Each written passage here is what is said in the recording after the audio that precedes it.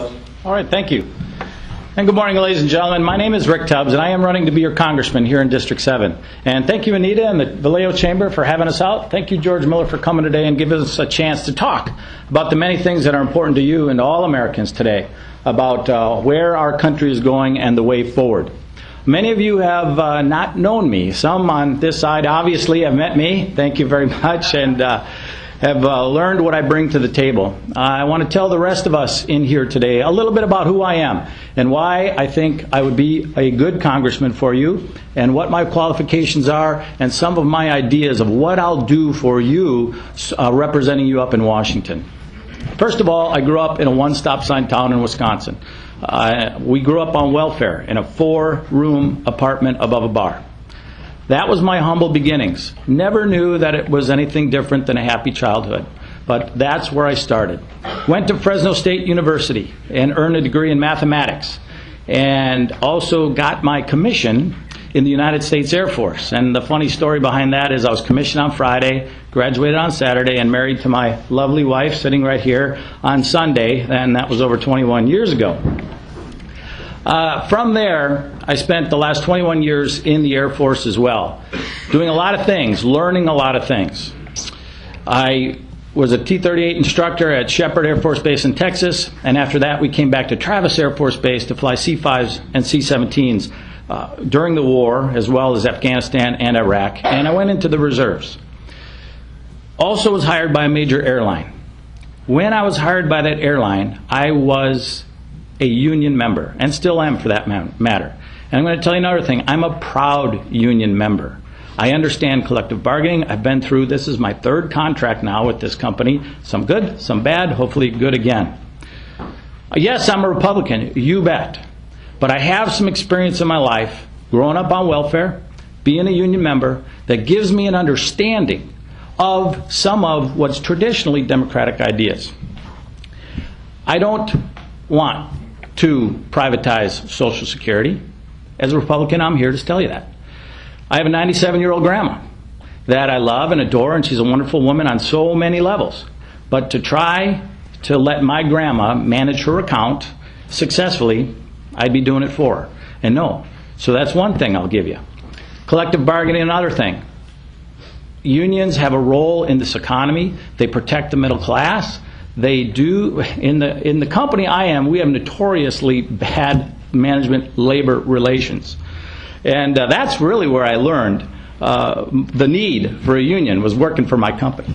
So I'm offering you those things to give you the idea that I'm not coming from the stereotypical, maybe sometimes even mischaracterized idea of a Republican candidate. I'm coming at this as a guy who's had a lot of experience. Military, 21 years. Combat veteran, know what it's like to face those things you face in war.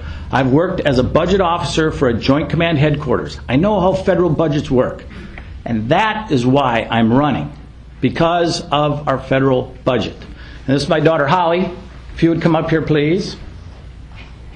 I want to show you a graph put together, and you don't need to read the words. Let me move it over a little bit.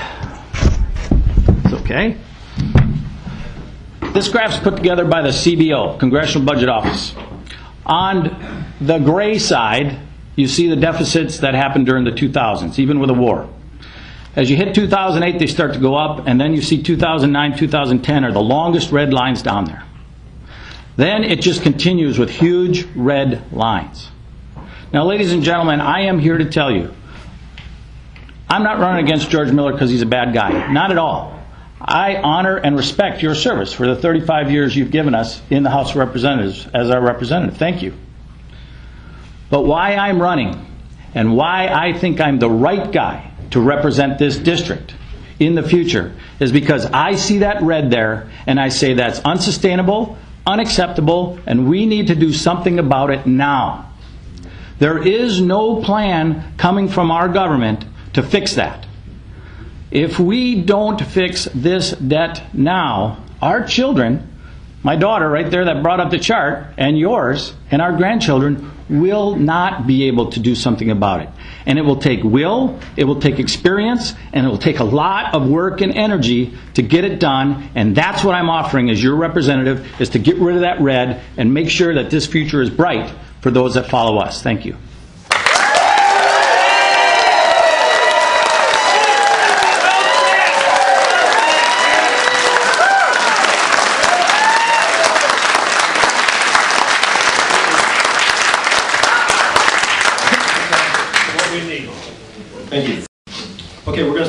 questions. These questions were not given to either one of the candidates ahead of time.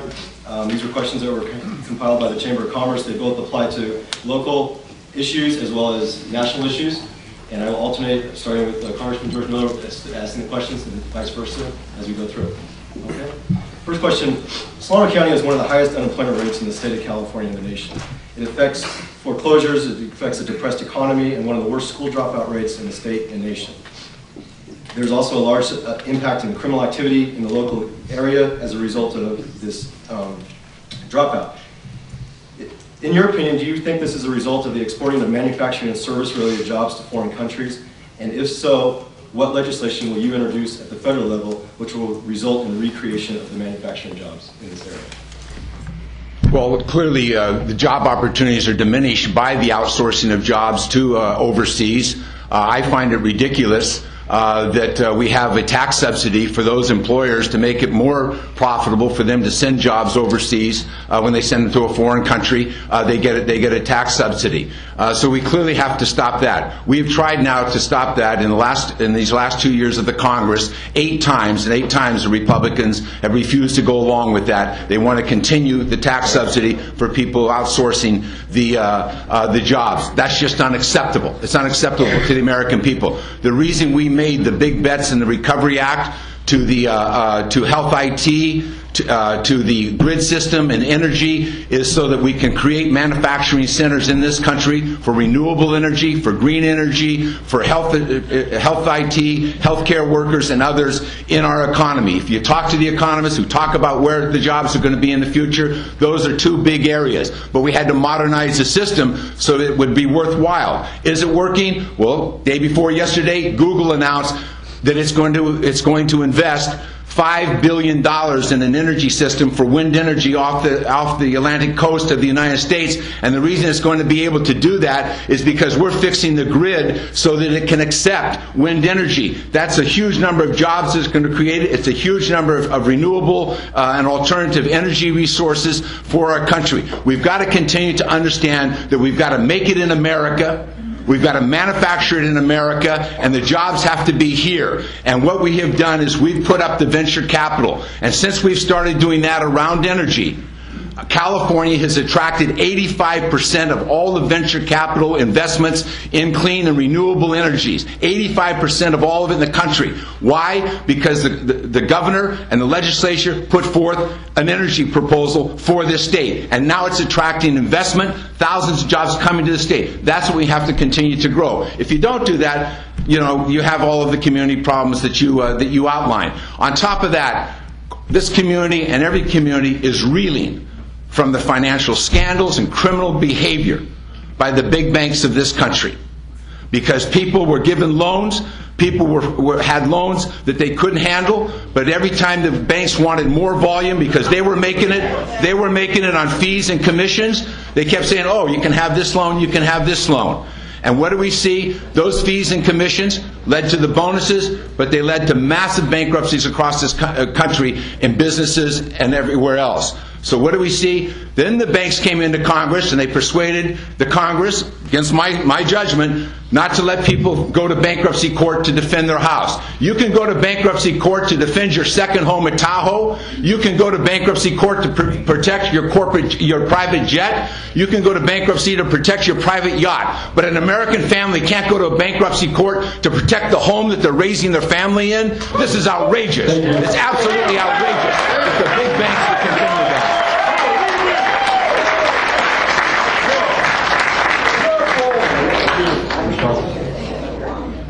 Two? Yeah. There's a lot there to respond to in 2 minutes. First, I just want to say I love you guys, but when our congressman's talking, please give him the respect. Starting with Fannie Mae and Freddie Mac. Well, let's go there. The question was, how do we make jobs? I just want to set the record clear. Fannie Mae and Freddie Mac caused this housing problem, and it started back in the Carter days, went through the Reagan-Bush days, the Clinton days, the Bush days again. There is plenty of blame to go around on everybody, and it is not a Republican fault, it's not a Democrat fault. They share the blame on this problem. And yes, we need to fix it in a bipartisan way, reaching across the aisle, working together to make sure it never happens again. I agree. Now, we talk about the last 2 years of Republicans standing in the way of these measures to get jobs going. You have a 77-seat majority in the House, a 19-seat in the Senate majority. It is not the Republicans' fault. You have bipartisan opposition to these bills that we're talking about because they're overreaching. They're too big a government. And you have people on both sides of the aisle saying, no, that red is too much. That has got to stop, and we're not going to be a party of making that worse. Now, what can the federal government do to help jobs grow? They need to get out of the way. The private sector is where jobs need to grow. The private sector is where our economy grows, not government jobs, not growing government spending. That takes the money out. Government needs to get out of the way. And I talk about this a lot. I only have 30 seconds. It's a big issue. But the biggest thing is the regulations coming out of the federal government. Whether they're just obsolete, they've been around since the 20th century, and they're just costing businesses money and producing nothing, or they cost way more than what they are worth, or we could do it a lot better. Every time a business spends $600, they're going to have to fill out some paperwork on a 1099 because of new regulations coming out there. That doesn't help anybody. We need to get out of the way from the federal government to let private businesses grow this economy, grow jobs, and get us out of this. Thank you. Thank you.